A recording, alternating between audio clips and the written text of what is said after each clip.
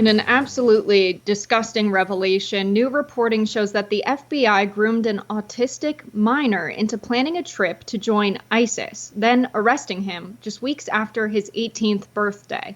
Our next guest sets the scene in a new piece. Hamza Mashkour had gone to the airport on December 18th to fly to Dubai, and from there to either Syria or Afghanistan as part of his alleged plot to join the Islamic State.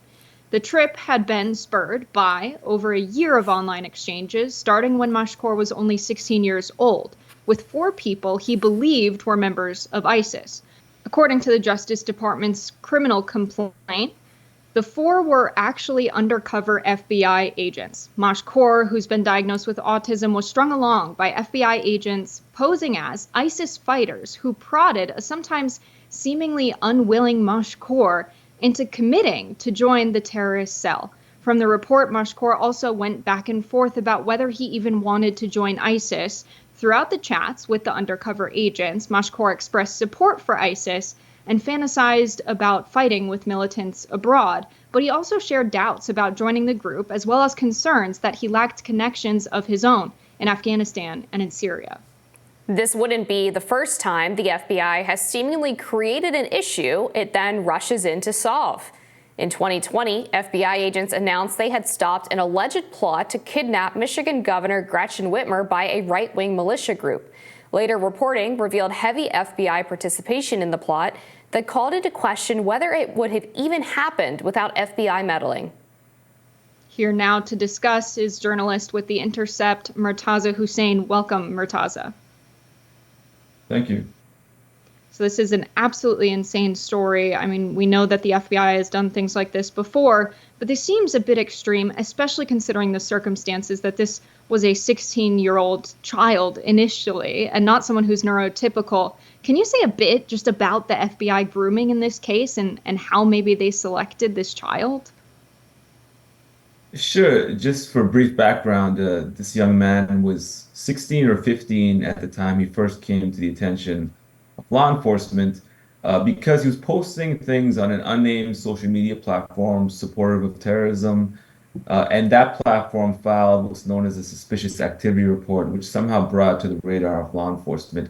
At that point exactly, it's not clear what they did in according to court documents, but about a few months later, or a little bit less than a year later, there was an altercation at his home. He had a dispute with a family member. He may have threatened or harmed the family member. And the family member told police when they came that, he deals with severe mental illness, autism, and things like that. And he has some ongoing challenges in that regard. And then shortly after that police visit is when the FBI started talking to him online through these undercover agents who tend to pose as supporters of terrorist groups online, befriend people, talk to them over a long period, and as we've seen in many other cases, solicit or gauge their willingness to commit a crime for which they can then be arrested and charged. And in this case, in Mashkour's case, it's quite egregious for a number of reasons. First, the very young age, which you alluded to. He was 16 at the time that these conversations are confirmed to have begun with the FBI.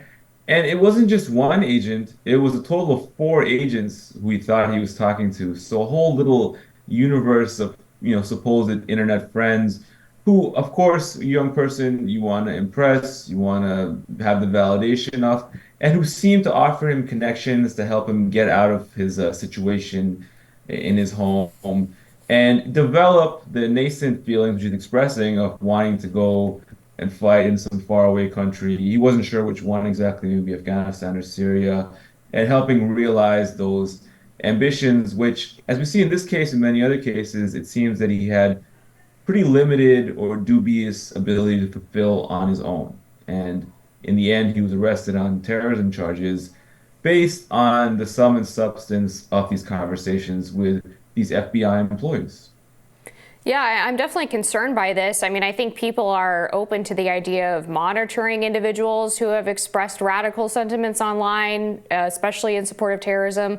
I think people are open to undercover agents. But in this case, this feels like entrapment because of the fact, in both this case and the Whitmer case, as we mentioned, the FBI was actually deliberately pushing these individuals to continue even when they expressed their own reservations. And I'm also curious as well about the element here of the backdrop of an American society of young men in particular lacking social connections. Why is the FBI taking advantage of that to make an arrest and basically grooming these people into thinking that the right way to get out of it is to commit crime or terrorism, as opposed to society being more willing to help these young men actually form real social connections? It just seems very backwards to me.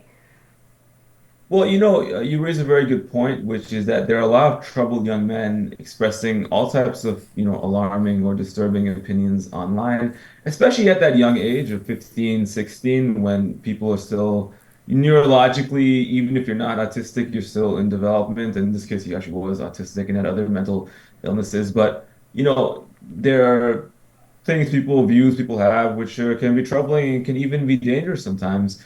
But what you want to do is you want to forestall this in a constructive way. In this case, what is particularly egregious is that throughout the whole time that these conversations were happening, his parents and his family had no idea this was going on. And they were very concerned about him and trying to control him and deal with him in various ways and manage the situation. They didn't know that after they called the police that time, the FBI was going to take the step of developing this relationship with him well over a year, quietly. And so it was actually a family member who took him to the airport when he was quote unquote going to join ISIS.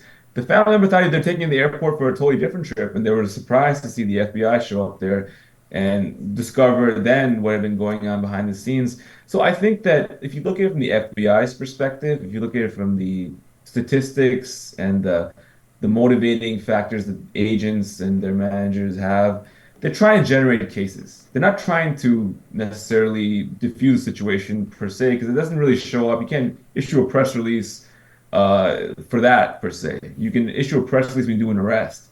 So in a sense, there is a motivation to kind of egg it along until it becomes bigger and more salacious, and then you can make the arrest, and then you get a commendation for that accordingly. I think in this case, what his lawyers have said and his family has said is that if we only told us, we could have done something about this. If they told us, we could have done something with the 16-year-old, 17-year-old to stop him on the course that he's on. We could have taken those steps, but they didn't. And what's most, galling to me, I've covered so many of these cases. It's a very familiar story. It's not just this happens once and doesn't happen again. It happens all the time that we see kids, legally kids who are talked to for several years, sometimes by the FBI, and then right after they turn 18, they're arrested. And this same thing in Mashkur's case, just a few weeks after his 18th birthday, he was arrested. The parents never knew anything about it, and sometimes they thought that police or law enforcement were talking to their kids to help them. It's a very common thing, like saying we're giving them counseling or something like that. But behind the scenes, these other conversations are happening, which are putting them in legal jeopardy. So I think it's something that, a lot of people inside and outside the FBI even are critical of, and there's been so much scrutiny about it, but it still continues to this day. And we saw it in another case in Denver recently as well, a very similar case of a young man with mental challenges who was arrested right after he turned 18. It's also really hard to understand, Murtaza, why the FBI is able to conduct these very sophisticated grooming exercises, but they get all of these tips about potential mass shooters who have expressed all kinds of violent tendencies and yet manage to not follow up on that. Well, it's interesting because a lot of crimes clearly do slip through the net when it comes to foreplanned mass shootings and things like that. Very common feature of life in the United States, sadly. And I think part of the reason is that resources are being misallocated. If you think about it, in this case, there were at least 4 agents who were spending a lot of time on this kid, probably many more besides that. Huge amount of money, huge amount of manpower is being devoted to something which realistically, even if this person is troubled and should be intervened in some way, it's probably not a violent threat. He even wasn't planning to do a violent act per se. He was planning to leave the country. But these agents could have been devoted to other topics. They could have been using their considerable skill and expertise to forestall probably more imminent or likely violent threats to Americans. And that's an opportunity cost. Because when you have, think about it, you have maybe hundreds or thousands of agents working on these cases. What are they not working on then? What are they missing? And I think that unfortunately, a lot of that opportunity cost manifests in other violent events, which we then have to pick up the pieces of when they do take place because the FBI had not the board resources stopping them before they came about. Just very quickly before we go, I'm curious what the outcome for, this child will be, Mashkour will be, because you have a classic case, it seems, of entrapment. Is there a pathway here, you think, legally for him and his family? You know, it's interesting. Like you guys use the term entrapment, and I do agree with you in the sense that clearly he was goaded along in this case. But it's very, very difficult and very rare to actually successfully prove entrapment in a court of law. The barriers to doing so are so high, and it's so narrow, and if to get through that passageway, that it's very rare that there are cases like this. And I can't even think of a single post 9/11 domestic or foreign terrorism case where that's successfully been argued, in fact. It's that difficult to prove it for a number of reasons. I think what's most likely in this case, if I were to prognosticate, just based on past experiences or past cases, I've seen many, many dozens or hundreds of them that we've covered at the Intercept, is that probably there might be a plea because if you look at it from the perspective of the defendant, terrorism cases have very high mandatory minimum sentences. Even if you think you're innocent, even if you think you can prove it, it's a big risk. Whereas if you can take a plea and get, X number of years in addition to, in exchange for dropping some charges, that may be more, risk calculation suggests that's a better outcome. So I would think that's a possible outcome in this case. His lawyers are very good. He has some of the best lawyers or most well-known lawyers for these type of cases, and I think they're quite sophisticated in dealing with cases like this. But when you're in federal court, federal courts play for keeps, and they have a very, very high rate of conviction in cases that go to trial. So even the most sympathetic defendant or the most defendant with the most extenuating circumstances would think really hard before taking that step and trying to contest these charges in a court of law, as opposed to taking a plea before it hits trial. Thanks, Murtaza. We'll be back with more Rising after this.